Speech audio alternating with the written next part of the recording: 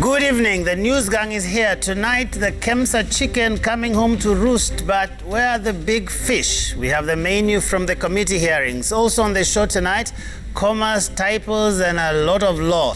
BBI finally on the floor, but a lot still up in the air. Plus, enter Madam CJ, but who wants the mucking scheme? Yvonne takes on the madness in Parliament. Yeah, you heard right. Tweeting our way around just won't do, says the kicker. The memo is a Labor Day salute to all Kenyan workers. Gashuri's punching into the ticking time bomb at Anniversary Towers, while the angle tonight revisits the JSC nomination. Pun intended. Our sign language interpreter tonight, Wilson Mushora. I have never supplied not even a single mask or a PPE or anything to do with Kemsa. And it is so sad when even my relatives now think I'm a COVID billionaire, and everybody who has a small problem is calling me to give them money. And you have put me into a lot of trouble. About a week after getting this commitment letter, you decided to sell this company to clients who belong to Mr. Collins Bush Wanjala. Yes. At a nominal. Name of Mr. Wanjala's clients, who you negotiated with? Tony. Tony who? Gishuru. Tony Gishuru. You are clearly a proxy, and between you and Honorable Murade, you are not helping Kenyans. Because between you, there is the truth. All right, so more names coming out, and the whole saga just getting more and more convoluted. Francis, I will start with you. Finally, we get David Murade to go before the parliamentary committee. I mean, this was long in coming. Absolutely, and I think this is where it ought to have started. When big names were mentioned, it would have been nice for them to appear before the committee so that they tell us what they knew about the transaction. You remember the stories that we were told about guys passing around Kemsa, getting contracts and everything else. Some stories that were interesting to hear, but extremely sad, because it was basically playing around with our national mind. How possible is it that somebody will just walk aimlessly around Kemsa and get such a huge tender? It rarely happens. Actually, it does not happen. It shouldn't happen. The long and short of it is that behind those jokes that were played at the Public Investments Committee are big people. And it is important that as many big people are mentioned and given an opportunity to come and defend themselves, or even to give the country answers to what they know about the Kemsa transaction. What is sad is that it's almost 1 year since that happened. And you remember we pointed it out here that this was an opportunity for yet another season of tenderpreneurs. And we were spot on. So what is important now is beyond the stories at the Public Investments Committee, beyond the talk of who passed where, who got what, let's now have a clearer picture. Let's now be told who participated, because these things are out there. And it is good if somebody is accused, let them come and explain to the country and to the committee what they know about the transaction, number one. And number two, let those ultimately who will be found culpable to bear the burden of mismanaging public resources. What is sad is that nothing has been said by ESCC, nothing has been said by DCI, and so far DPP has not taken anybody to court in relation to the Kemsa situation. So I hope it will not be just another opportunity for guys to come and say stuff. A report is taken to Parliament, nothing happens, we end up in the same place. There were changes today at the Kemsa board. We hope it will be effective. It will be a precursor to bigger things at Kemsa. Otherwise, if you move guys around, it makes very little sense. And we'll talk about those changes in a moment. But Yvonne, I mean, Francis says that we should have started here, but there's a sense in which one just feels that there is more heat than light. I mean, there was too many uncompleted stories in that conversation. You hear company registered in January, by April it is getting commitment letters to supply goods worth 4 billion shillings thereabouts, and at the same time the original shareholders sell it to some other people that they were really at pains to mention until the very last minute. And it just doesn't make sense that we can be going through all of these things. I'm not too sure. I left there feeling more informed than I was at the beginning. I think so. And the more we hear, the more names are thrown into the mix. I feel like from these proceedings, the more we know, the more confused we get. And also it is the style and the manner in which the presentations are made. For me today, there was, like you say, a lot more heat than light, but it was a lot more, it felt like obfuscation, throw in everything, and then just muddy the waters completely until, we can't tell anymore, what is going on, throw in the name of the deputy president in the country, make this whole issue a political one, begin a conversation with one of the members, Babu Wino. Babu Wino is trending on Twitter, and you see what all of this is? It's like throwing a flash bomb into a room, blinds everybody, makes everybody go deaf, and suddenly we don't know what's happened. And that was what I found unfortunate about it today. It was almost a staged circus. Come in here, make a lot of noise, confuse people, throw in politics, and then suddenly this is not an investigation into a very serious corruption scandal, about the COVID-19 pandemic, no less, that has caused, untold horror for many in this country and the world over. But then again, this was reduced to, political leanings. Who are you on this side, and who do you support, and who do you not? And that was what I found unfortunate about it. I mean, credit to the chair, who tried to just sort of keep it in line every time it went. But that thing deteriorated, very quickly. And I suspect to some extent that was the plan. So that we left there none the wiser, but hearing a lot more of that, because now once the name of the deputy president is thrown in, so is he the next person who will be summoned? We've heard the name of one Tony Gishuru, so will that person be summoned? And the more people that are summoned, I think the more people they name, and it's just this cycle of never-ending mess that just doesn't make anything clearer. And today I felt that was a perfect distraction technique, if there ever was one. And it is interesting, Linus, how the MPs pick the bait. I mean, every time they threw all these sideshows, and then they actually go down that rabbit hole, and then the chairman, Abdul Samad, trying very hard to kind of keep everybody on the straight and narrow of what really we needed to get down to. And it just was so difficult to figure out what was really going on. Sometimes they would start a really useful line of questioning, and then before you know it, they're actually talking about something else. Joe, you call it a bait, and I would be hesitant to call it a bait. I think this is the scripted way it's supposed to go. When I was watching these events, and you have to give credit to Abdul Samad, the member of parliament. From Vita. From Vita, the son of Sharif Nasir. He did a fantastic job just to control and be in charge of the session under very, very difficult circumstances. But you could see echoes of the NYS hearing when Anne Waiguru, the governor, she was at the time devolution CS, appeared before a parliamentary committee that was packed with friends of the committee, and the whole thing was noisy and all that. Because these things are scripted, we are watching two things, Joe, and two unfortunate things. One is a trend of physiotherapy of corruption in this country, where we are all given this impression of motion. There is some movement. Where will Abdul Samad take those people? He'll just question them so eloquently, and then what? Most likely they become so famous they actually run for parliament next year and get it. Absolutely. And get back into the this is an audition for the next leaders, for governor, for...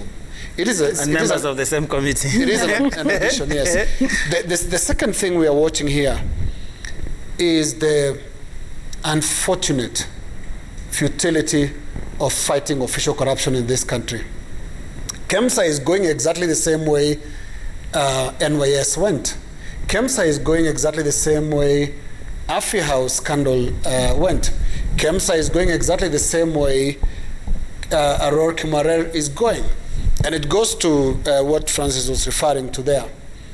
When the names involved are huge, and even the connections, because don't tell me Ivy Onyango, how old is she? 20-something. 27? Is our biggest PPE supplier or something like that?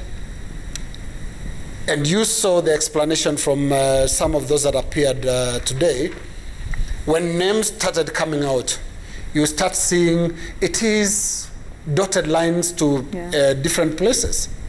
If you follow that line, then you would understand why it is difficult to actually take anybody to court over this Kemsa scandal. I look at it on a broader context. Why are our elections bloody? Why are they so contested? Why do people want to win elections so badly? It is because they want to be the next set of suppliers. Government supply makes millionaires, makes billionaires, and overnight. Francis, you predicted the other day, we started COVID, it's a year now, and at the beginning you said, we will have COVID millionaires. We've had COVID billionaires now because it's about connections. Are you connected in government? Who do you know in government that will then help you supply this? You know, Joe, when you go to government, I mean, government is formed of the gangsters. How it works, if we are to borrow the culture that is in government right now, Yvonne will be supplying our Air Force with fighter jets and things like that. It's crazy. It's not clean, it's dirty, and it starts with elections. You see them really committing very, very strongly to delivering a particular outcome. And then after that, they will line up. There are no accidents in who supplies what to government. And that is what we are seeing at Kemsa. And when it happens, when it becomes a scandal, it becomes very difficult to deal with it. Because, Francis, you are talking about people with connections. The dotted line can go to anywhere. It can end up anywhere, which makes it very, very difficult. So what this means is the only thing we can fight very effectively in Kenya is what we are calling cattle rustling, chicken thieves, those ones. Because there is no dotted line. There is only a dotted line between your hand and the stolen chicken, and that's it. And you will pay the price for that. As for corruption, there are so many interests. It's a web. It's something that is not sort of overnight. It starts with elections. You look at it. Who supported what? Who did what during an election? And then what they do after. I remember one of my investigative stories as a much younger reporter, Jamila. One of my investigative stories actually pointed one dotted line from a grabbed forest land to a beneficiary who, rather a benefactor of KANU elections, somebody who was funding KANU. And what happened those days was you fund the party, they'll pay you in contracts, they'll pay you in land, it could be land, and sometimes it may involve excising land from the forest. So, Joe, what we are looking at is the futility of fighting official corruption. Someone told me, Linus, actually, that even for cattle rustling now, there are places where you can supply the cows and whatever for slaughter. So it's no longer just that whole cultural thing where someone wants to marry and they don't have enough cows. They go to the neighbor to take. It's actually now part of the economy, the same logic that produces COVID billionaires. But Jamila, it is quite interesting what we are seeing, because there's a time when if this thing happened on one side of the political divide, it was kind of like easy to get to the bottom of it. But right now, when you hear names being thrown all across the political spectrum, that you get the sense that nothing really is ever going to move, because even at that political level, the political will might not be there, because it is the people who are supposed to make noise might be involved, the people who the noise is supposed to be made to involved, or at least their associates and that sort of thing, or at least their names are being bandied about, that it becomes so obfuscated that you actually don't know where to start. And one gets a sense, actually, in this country, that corruption is intended to be complicated. I was listening to this whole story of just Killig as an example, where a company is registered in January, and by April, it's getting a huge undertaking from Kemsa, the commitment letter, as they call it. But basically, there's an intention that this company that is only 3 months old is going to supply something of that magnitude, billions of shillings, actually. And then, just a few days, the line of questioning was interesting. I don't know if we got much, but just a few days after getting the letter of commitment to supply this huge amount of PPEs, then they are selling the company. Then they sell the company, but 2 months down the road, one of these directors is still a signatory in the account of the company that they sold. It just doesn't get worse than that. It's murky, Joe. It's so murky that sometimes I ask myself, who will speak out for the Kenyan taxpayer? Because we hope that someone will hold the government in check and ask the questions that we all want to ask but can't, but we're not seeing that happening. And you talk about how it's not a coincidence, how it's all planned, and you talk about January, a company is registered. By January, we did not have a single COVID-19 infection in Kenya. We had the first one sometime in March. But by January, it had been anticipated. The chances are this pandemic will come to Kenya, so let's register a company. There'll be some money to earn in here to supply PPEs or a sanitizer and all that. And it is almost 7 billion shillings. Remember the back and forth documents from Kemsa to Finance Ministry, or the Ministry of Health was overlooked. With all that, there was still 7 billion shillings that was ilitumika vibaya. That was a huge scandal, which is still being investigated to date here, or we have had some senior management officials resigning pending investigation. But as what you were saying before, Joe, so what? So what stops this from happening again and again? Remember, we were saying hata kunaweza kuwa na vaccine scandal very soon, because I think those who are involved in this know from past experiences that nothing will happen. Yeah, we will still, we'll have a spectacle in the public eye. There'll be nothing that will be done to us. Mtadu, it's almost a mtadu thing. That's why, for me, I find it interesting that we were going to talk about the changes in Kemsa and the Kemsa board that's being replaced. And it's after, I think, this statement here. And I think we should listen to the statement, the bite by Anthony Blinken, who's the US Secretary of State, and then we can continue.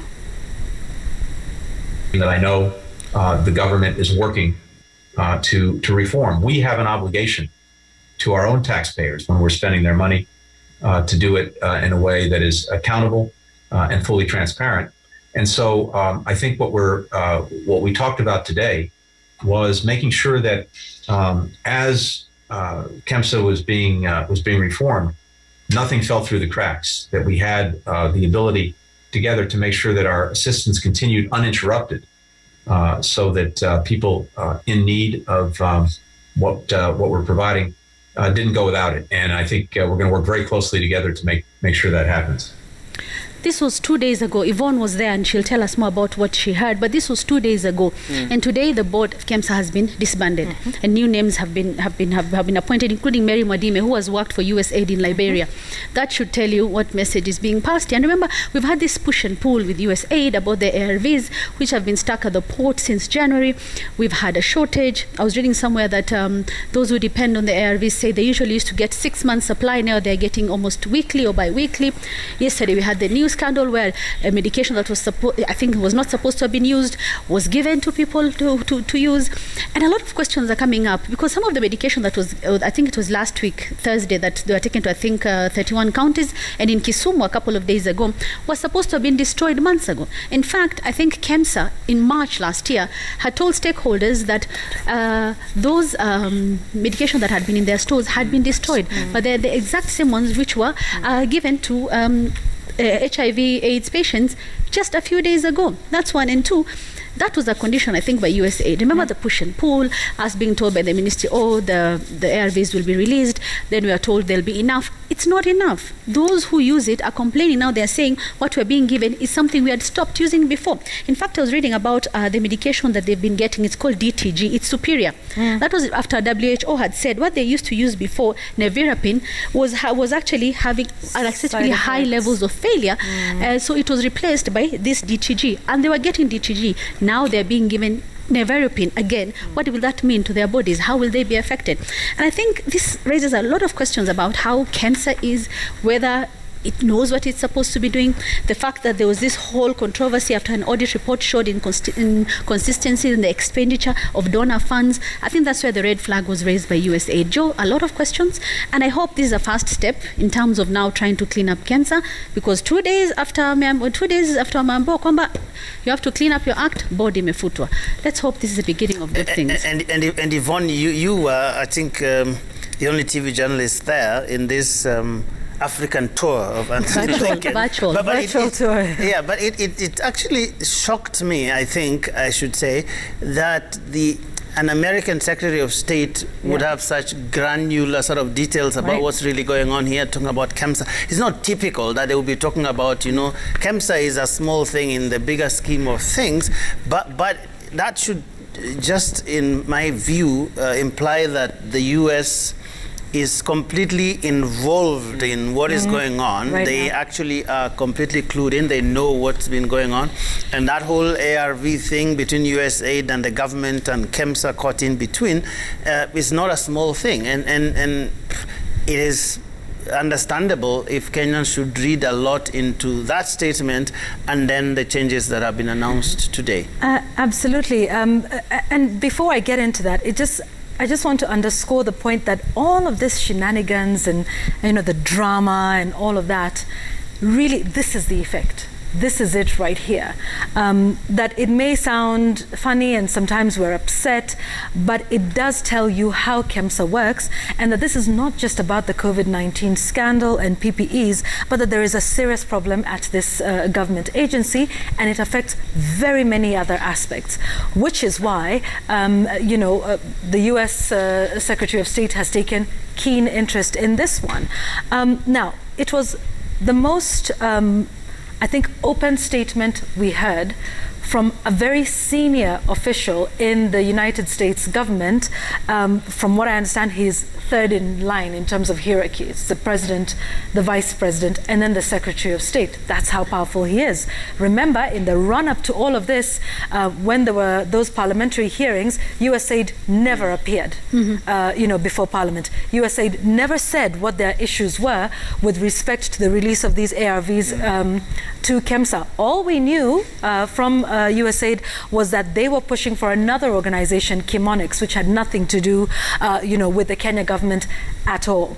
So for him to say these things, and remember, when we had this interview with him, he had just come out of bilateral talks with President Uhuru Kenyatta. They did the niceties, you know, in public, and we witnessed that, but that was just, you know, the good old stuff, you know, welcome to Kenya, hopefully next time I will come in person. But then they went into a closed-door meeting. And I have to say this, that meeting took a lot longer than it was expected to. We were informed and we were waiting for about 15 minutes. It was about 30 to 40, almost 45-minute wait.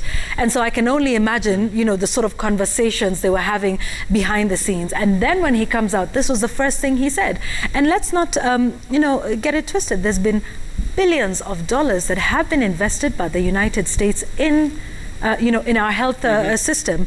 And Kemsa has had issues, by the way, and this is not the first time at reforming it. And this is simply just, you know, switching the board over. And quite frankly, it's moving people around. It's really deploying them. Yeah. So if we're saying we have a problem with the people who are the head of the board of Kemsa, and then what do? We move them to another state corporation.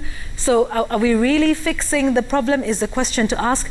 And Kemsa is very important, not just for PPEs, not just for the vaccine, not just for ARVs, but indeed it has been cited as a key component of UHC, which is something that the president says is close to his heart. In fact, I remember doing an explain on this about 2 years ago, and many medics were worried that Kemsa would be the weakest link in the provision of universal healthcare in the country. And so this just shows us that everything we have seen, boils down to this. I also found it interesting to do with this, that the Cabinet Secretary for Health appeared before Parliament and said that the issue had been resolved. Had he not? Yes, he did. And then we saw the flagging off of that. And then we discovered that it's not really, ARVs, from USA, that it is from this other organization. And then it is drugs that, had long been phased out. And then I believe he was here and he said, we will look into it. Was he misled when he went before Parliament and said the issue has been, resolved? You see, the murkiness continues, but Kenyans do depend on this. Kemsa has been unreliable in the supply of drugs. Do you remember, was it last year, the county governments had asked and sought for, the ability to be able to procure drugs privately and not through Kemsa, which is the national agency for supply of drugs. There is a problem and it is not being fixed. And I'm afraid these cosmetic changes might not necessarily be it. But key to note, one of the people who's been put in there is somebody who has worked at USAID before. So you can see Anthony Blinken's virtual tour, and as much as we laughed at it and said it was a mere Zoom meeting, has had, some effect. Instant. And Francis, as you come in, because we need to take a break, it is noteworthy that in this country we overhaul and fire people, but we never quite say why. I mean, I wish someone would just say, the other day I saw Lazarus Chakwera making some serious statements about COVID-19, and he would say, I fired this guy because he did ABCD. Wouldn't that sort of send a stronger message, whether it's the president is, removing the chair, replacing, or it is the CS who's clearing the board and bringing in new people. I sometimes think that it might actually be more powerful when I said, he said that because of all this confusion surrounding Kemsa and how important this thing is, these people can no longer be here. We need to instill public confidence in all these institutions. Absolutely, and it is also important to note that the immediate former chair of Kemsa... And then you take the break. Definitely. In 1 minute. Kembi Gitura was not necessarily sacked. Actually, he was appointed to chair the Communication Authority Board. So not necessarily a sacking, it's a transfer, so to say. So we have new board members at Kemsa. And I think it is important to tell our viewers that Kemsa is not just any other agency. It's a very, very important agency. And its importance is also in the resources that it controls and the sensitivity of what it does. Remember, county governments get their medicine and other drugs from Kemsa. And health, as a ministry, is one of the biggest beneficiaries every financial year from the budgets. So a good chunk of that money is spent at Kemsa. So whoever gets to manage Kemsa also gets to manage quite a substantial amount of money. What is important to note also is that I wish we were discussing a scenario where all this money was spent on items that were later distributed in time to facilitate the medical practitioners in the fight against COVID-19. What did we see? We saw tons of kits at the warehouses, at the Kemsa warehouses. What were we told later on? That we will have to downgrade the cost so that they can be sold at market value. Meaning, other than spending taxpayers' money to procure these items in a very irregular manner, we're also talking about devaluing them, which is also another loss for taxpayers' money, so that these items can now go to the county governments. So I look at it as a double loss. But what do we get for the people who are managing or are in charge of that double loss? Very little. Suspensions that have not, materialized in terms of actual action. Lastly, Joe, haven't we given the guys who are managing the agency sufficient time, if they got some money, which I believe probably they could have, to play around with the money, hide some, play games with it. Offshore accounts. Yeah, offshore accounts. So eventually when you even make a declaration that you will surcharge them by probably way of getting their assets and nationalizing them, they'll tell you they have nothing. So it looks like a very nice game. And in any case, when you introduce politics in the fight against corruption, you will go nowhere. And as Linus was saying, as we go to the break, this was a big business for big people. And that's why it will be very difficult to get to the bottom of it. And with those few remarks, I'd like to take a break. Take a break. Few indeed, yes.